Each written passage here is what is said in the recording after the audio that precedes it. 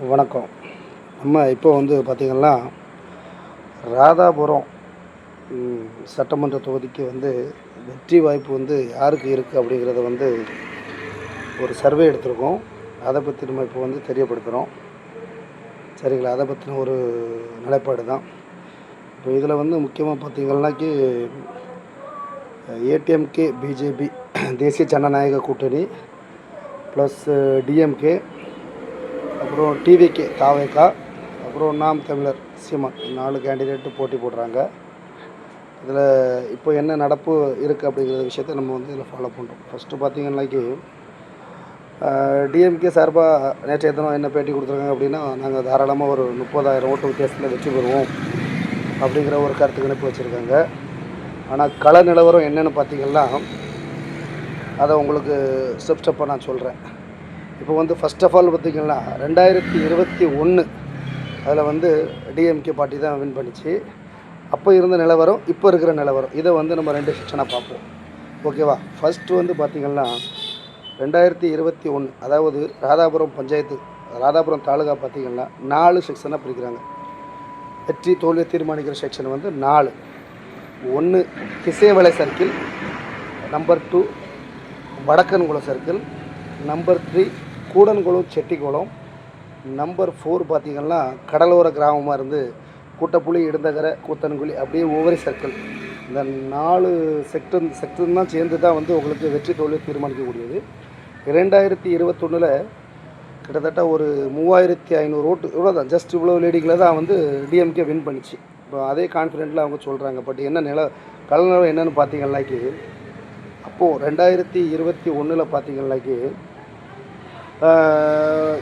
கடல்புற ஓரத்தில் ஏடிஎம்கேவோட கோட்டையாக இருந்ததில் கொஞ்சம் ஓட்டுகள் சரிந்ததுனால அது ஒரு பெரிய ப்ளஸ் பாயிண்ட்டாக டிஎம்கேவுக்கு சப்போர்ட்டாக இருந்துச்சு. ஏன்னா எப்போவுமே பார்த்திங்கன்னா கடற்கரை கிராமம் ஏடிஎம்கேவோட ஒரு கோட்டை மாதிரி தான். இப்போ நாங்கள் உள்ள கவுன்சில் கேண்டிடேட், கவுன்சில் வின்னிங் பார்ட்டிகளை பார்த்திங்கனாலே பெரும்பாலும் மேக்ஸிமம் ஒரு 10-25 வருஷம் 30 வருஷம் எக்ஸ்பீரியன்ஸில் பார்த்திங்கன்னா ஏடிஎம்கே கவுன்சில் கேண்டிடேட் தான் அங்கே வின் பண்ணியிருப்பாங்க. இதுதான் அங்கே உள்ள கள நிலவரம். அதை நான் கணக்கு பண்ணி டிஎம்கே தாராளமாக செவிச்சாங்க. ஆனால் இப்போ கள நிலவரம் என்ன அப்படிங்கிறத இப்போ நம்ம உற்று நோக்குவோம். முக்கியமான கருத்துக்களை நம்ம பயந்துக்கிறோம். ஃபஸ்ட்டு பார்த்திங்கன்னா திசையன் வேலையிலேருந்து ஆரம்பிப்போம். திசையன் வேலையில் ஒரு தோராயமாக ஒரு 1000 ஓட்டு போலாவது இருக்குல்ல. இன்றைக்கி நிலவரம், இன்றைக்கோட நிலவரம் என்ன இருக்குது அப்படின்னு பார்த்திங்கன்னா, தாவைக்காவோட கேண்டிடேட் ஒரு அழகான கேண்டிடேட், மருத்துவர், அவங்க பையனை ஒருத்தர் விட்டுருக்காங்க. இளைய தலைமுறைகள் நிறைய பேர் தாவைக்காவுக்கு ஃபுல் சப்போர்ட்டு. இப்போ அவங்க என்ன ஆகுதுன்னா, 2021 450 பார்த்திங்கன்னா ஏடிஎம்கே அப்புறம் டிஎம்கேங்கிற லெவலில் போன வாட்டி இருந்துச்சு 2021. இப்போ அங்கே உள்ள நிலவரம் என்னென்னு பார்த்திங்கன்னா, ஒரு 410ங்கிற லெவல் தேசிய ஜனநாயக கூட்டணிக்கு போலிங்கிற ஒரு கருத்து கணிப்பு இருக்குது. டிஎம்கேவுக்கு பார்த்திங்கன்னா அங்கே அவருக்கு ஒரு 100-150 ஓட்டு நான் சொல்கிறது 1000க்குள்ளே. இப்போ மொத்த கணக்கு விதத்தில் சொல்கிறேன். அவங்க 450 ஓட்டு வாங்கின இடத்துல இப்போ பார்த்திங்கன்னா 300-320 ஓட்டு தான் வாங்குறாங்க. சரிங்களா? எதனால் அப்படின்னு கேட்டால் அந்த விளக்கமாக நான் மக்கள்கிட்ட சொல்லிடணும். அது எதனால் அப்படின்னாக்கி, தாவேக்கால மொத்த இளைஞர்களும் எந்த கட்சியும் பார்க்காம ஒரு விஜயங்கிற ஒரு பிடிப்புக்காக மாறுறாங்க. அதில் ஒரு 100-120 ஓட்டு, அதாவது 150 ஓட்டு சரிவில் வித்தியாசம் வர்றதில் பார்த்திங்கன்னா தேசிய ஜனநாயக கூட்டணிக்கு ஒரு 30 ஓட்டு அடிபடுது. அப்படின்னா டிஎம்கேவுக்கு ஒரு 150 ஓட்டு அடிபடுது. இது ஒரு ஃபஸ்ட்டு பாயிண்ட்டாக திசைவலை சர்க்கிளில் பார்க்குறாங்க.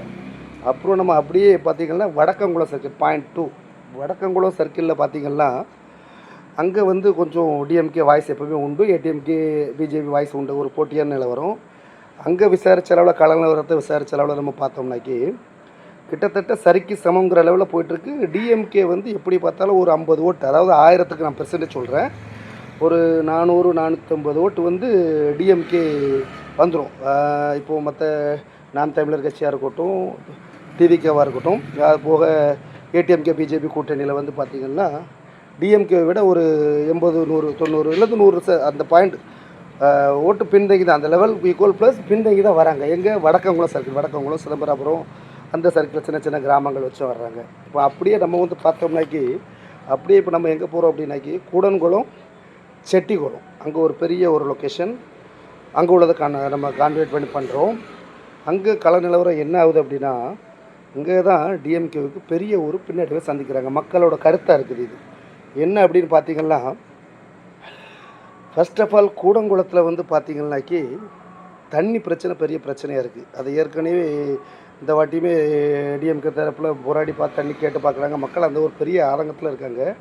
எக்ஸாக்ட்லியே வந்து பார்த்திங்கன்னா கூடங்குளத்தில் வந்து கங்கணம் கட்டியே சொல்கிறாங்க, எங்களுக்கு வந்து ஆளுங்கட்சியில் தண்ணி வசதி ஏற்படுத்தி தரையில் நான் ஒரு 100க்கு ஒரு 70% நாங்கள் வந்து மாற்று அரசியலை எதிர்பார்க்குறோங்கிற நோக்கி பயணிச்சுட்டு இருக்காங்க. ப்ளஸ் என்னன்னாக்கி கூடங்குளம் செட்டிகளும் கொஞ்சம் இந்து கம்யூனிட்டி சப்போர்ட்டர்ஸ் நிறைய இருக்கிறதுனால பிஜேபிக்கு ரொம்ப ஃபேவராக போகுது. அங்கே கூடங்குளம் செட்டிக்குளம் அப்படியே போய் வடக்கங்குளம் கொஞ்சம் தெற்க வர அந்த சர்க்கிளில் போயிட்டு இருக்கிறதுனால அங்கே யாருக்கு முந்தி வராங்க அப்படின்னு பார்த்தீங்கன்னாக்கி தேசிய ஜனநாயக கூட்டணி ஏடிஎம்கே பிஜேபி சர்வ அதர் அலையன்ஸில் வந்து முந்தி வராங்க. அதுக்கு மெயின் உண்மையான ஒரு காரணம் என்ன அப்படின்னு பார்த்தாக்கி அங்கே உள்ள அந்த ஏரியாவுக்கு தாண்டி செட்டிக்குளம் அந்த சர்க்கிளில் அவர் பிஜேபி கேண்டிடேட்டான பாலகிருஷ்ணன் அவர் வந்து ஃபஸ்ட் விஷயமாக என்ன முன்னெடுக்கிறார் அப்படின்னாக்கி அவ்வளோ எல்லா கிராமங்களுக்கும் வந்து நான் அந்த தண்ணி வசதி நதிநீர் சேமிப்பு உள்ளது எல்லாத்தையும் நான் கொடுப்பேங்கிற சத்தியப்பிரமாணம் சொன்ன மாதிரி அவர் சொல்லிட்டு கங்கணம் கட்டி சொல்லிட்டு இருக்காரு. அது மட்டும் இல்லாமல் சுசீந்திரம் பாலத்துலேருந்து தண்ணி வரத்து வருது, அதை நான் கண்டிப்பாக பெற்று தருவேன் எல்லா கிராமங்களுக்குன்னு அவர் வந்து வீதியாக எல்லாருக்கும் வாக்கு கொடுத்துருக்கு. அதுதான் மக்களோட தேவையும் அதிகமாக இருக்குது. அப்புறம் தாலுகாவில் விவசாய பூமி மழை வசதி கிடையாதுனால அதை ரொம்ப எதிர்பார்க்க இதை நான் பண்ணி கொடுப்பேன்னு கண்டிப்பாக சொல்கிறாங்க.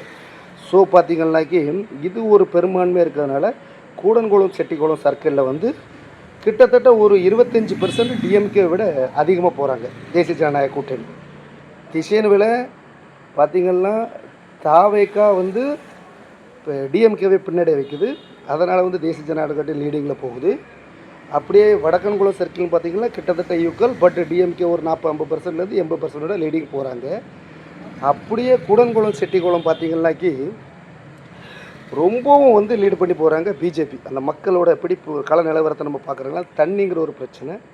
அப்புறம் எதுக்கு ஆளுங்கட்சியில் எதுக்கு இவ்வளோ விமர்சனம் வைக்கிறாங்கன்னு பார்த்திங்கன்னா பெரிய ஒரு பிரச்சனை கல்கோரி பிரச்சனை. கல்கோரி பிரச்சனை வந்து ரொம்ப பெரிய லெவலில் அங்கே இது பிரதிபலித்ததுனால மக்கள் வந்து இந்த இதுக்கு எதிராக நாங்கள் வேறு ஒரு இது செலக்ட் பண்ணுறோம், டிஎம்கேக்கு இந்த வாட்டி எங்களை வேணாங்கிறதுனால ரொம்ப தெளிவாக இருக்கிறதுனால தான் ஒரு பெருவாரியான லீடிங்கில் வந்து தேசிய ஜனநாயக கூட்டணி போகிறதுக்கு உண்மையான ரீசன் ஒன்று.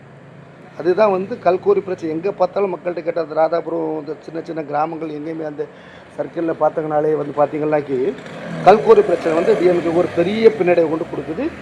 தேசிய ஜனநாயக கூட்டணிக்குன்னா தண்ணி நாங்கள் கண்டிப்பாக கொடுப்போம். இப்போ ஒரு உதாரணத்துக்கு கூடங்குளத்தில் வந்து பார்த்திங்கன்னா ஒரு 30,000 ஓட்டு தாராளமாக பெரிய ஊர் போலிங் ஆகுதுன்னா கிட்டத்தட்ட 10-15,000 ஓட்டுங்கிறது வந்து தேசிய ஜனநாயக கூட்டணி கன்ஃபார்மாக எழுதி வச்ச மாதிரி விழுன்னு இப்போவே சொல்லிட்டாங்க. இதில் உங்களுக்கு வித்தியாசம் தெரிஞ்சிருக்கும். நம்பர் 1 பார்த்தாச்சு, நம்பர் 2 பார்த்தாச்சு, நம்பர் 3 பார்த்தாச்சு. அடுத்தால ஒரு முக்கியமான இடத்த நம்ம பார்க்க போகிறோம். அது என்னென்னு பார்த்திங்கன்னா கூட்டப்புலி, இடுந்தகரை, கூத்தன்குழி, ஓவரி கடற்கரை கிராமங்கள். இதுதான் வந்து எப்போவுமே ரொம்ப ஒரு முக்கியமான தீர்மானமாக உள்ளது. இது சமீப காலம் இல்லை, எப்போவுமே பார்த்திங்கன்னா அது ஒரு ஏடிஎம்கேவோட கோட்டையாக வந்து மீனவர் புறாங்கள ஒரு 10 ஓட்டு பார்த்திங்கன்னா ஒரு 6 ஓட்டு 5லேருந்து 6 ஓட்டு வந்து எப்போவுமே மீனவ சமுதாயம் வந்து எம்ஜிஆர் அம்மாவளி அந்த ஒரு கான்செப்டில் வந்து எப்போவுமே ஏடிஎம்கே சப்போர்ட்டாக தான் இருப்பாங்க. இப்போவும் கொஞ்சம் ஆளுங்கட்சிக்கு எதிர்ப்பு கொஞ்சம் அலை நீடிக்கிறதுனால அவங்க வந்து எனக்கு என்ன ஒரு விஷயம் என்னன்னாக்கி பிஜேபி கேண்டிடேட்டுங்கிறனால அவங்க கொஞ்சம் யோசிக்கிறாங்க. பிஜேபி கேண்டிடேட்டுங்கிறது அவங்க அதனால் வந்து மீனவ சமுதாயத்தில் கொஞ்சம் யோசிப்பாங்கங்கிறது ஒரு கருத்து கணிப்பு இருந்தாலும் இந்த கேப்பில் 2021 இந்த ஒரு சில எதிர்ப்புகளை சீமான் நாம் தமிழரோட சீமான் கேண்டிடேட்டு கொண்டு போனாங்க. அதனால தான் அவ்வளோ டஃப் ஃபைட் வந்துச்சு. ஏடிஎம்கே வீழ்ச்சி வளர்ந்துச்சு, டிஎம்கே வளர்ச்சி வந்துச்சு. இப்போ அதே போட்டி நடக்குது. பட் என்ன அப்படின்னாக்கி 2021 டிஎம்கேவுக்கு முடியாமல் விரக்தியில் வெக்ஸாகி போட்டவங்க எல்லாருமே இப்போ வந்து ஆல்ரெடி டிவிகேக்கு ஒரு நல்ல ஒரு ரீச் அங்கே கிடச்சிருச்சு. ஆல்ரெடி நாம் தமிழர் கட்சிக்கும் அங்கே ஒரு குறிப்பிட்ட மீனவ சமுதாயத்தில் ஒரு ஓட்டு உண்டு. இப்போ இந்த 2 ஓட்டுமே பார்த்திங்கன்னா சிதறதுனால என்ன ஆகுதுன்னா ஆல்ரெடி வந்து பார்த்தீங்கன்னா 1600-650 ஓட்டு வந்து ஏடிஎம்கேவோட ஓட்டு அது கோட்டை மாதிரி அது போன 2021 அது 500 மாறிச்சு. அது கீழே அங்கே குறைய வச்சது. இப்போவும் அதே 500 ஓட்டு வந்து அந்த ஏடிஎம்கே அலையன்ஸ் தேசிய ஜனநாயக கூட்டணினால விரக்தி இருந்தால் கூட 50 ஓட்டு குறைஞ்சக்குள்ள 400-450% அந்த ஓட்டுங்கிற வந்து ஏடிஎம்கேக்கு இருக்குது. அப்போ இந்த 450 டிஎம்கேவுக்கு 400 டிஎம்கே வரக்கூடிய ஓட்டில் 200 ஓட்டை நாம் தமிழர் கட்சியும் தாவைக்காவும் கொண்டு போயிருது. அப்போ வந்து மறுபடியும் அதே டிஎம்கே என்னாவது 600ங்கிற இடத்துல தேசிய ஜனநாயக கூட்டணி 450 ஓட்டாக வராங்க, 400 + 450 ஆகிறாங்க. டிஎம்கே வந்து என்ன வராங்கன்னா இந்த டிவிகே ப்ளஸ் நாம் தமிழர் வருகையால் அவங்க மறுபடியும் 200 ஓட்டுங்கிற எடுத்து வராங்க. இந்த 200 250 ஓட்டை இவங்க பிரித்து இவங்க கொண்டு போயிடுறாங்க. இதனால தான் கள நிலவரம் என்ன சொல்லுது அப்படின்னு பார்த்தீங்கன்னாக்கி, சர்வே நிலப்படி பார்த்தோம்னாக்கி அதிகபட்சம் 5000லேருந்து ஒரு 8500 ஓட்டு வரை, அதிகபட்சம் 5000லேருந்து 8500 ஓட்டு வரை தேசிய ஜனநாயக கூட்டணி பாலகிருஷ்ணன் அவர் வந்து வெற்றி வேட்பாளர் வர்றதுக்கான சாத்தியக்கூறுபாடுகள் நிறையா இருக்குது. நம்ம லோக்கலில் கலரும். இதுக்கு முக்கியமான காரணம் நம்ம பார்க்க போனால் டிஎம்கே பின்னடைவுக்கும் தேசிய ஜனநாயக கூட்டணி முன்னேற்றத்துக்கும் உள்ள காரணம் என்னன்னு பார்த்தீங்கன்னா, ஃபஸ்ட்டு வந்து டிவிக்கு ஓகேங்களா, அடுத்தால வந்து நாம் தமிழர் ஒரு பர்சன்டேஜ் பர்டிகுலரான ஒரு இதுகளை இது பண்ணுறாங்க. இந்த ஓட்டு பின்னடைவுகள் தான் வந்து பார்த்திங்கன்னாக்கி தேசிய ஜனநாயக கூட்டணிக்கு ஒரு மகத்தான வெற்றி கொடுக்குங்கிற மாதிரி கலனால் வரும். இப்போ நம்ம ஃபினிஷாக என்ன சொல்கிறோம் அப்படின்னா, ப்ளஸ் மைனஸ் நம்ம ரெண்டையுமே சொல்கிறோம். அது மக்களுக்கு தெரியணுங்கிறதுக்காக. கல்கோரி பிரச்சனை, தண்ணி பிரச்சனை, இது வந்து ஏற்கனவே ஆண்டுகிட்டு இருந்தவங்க அது எங்களுக்கு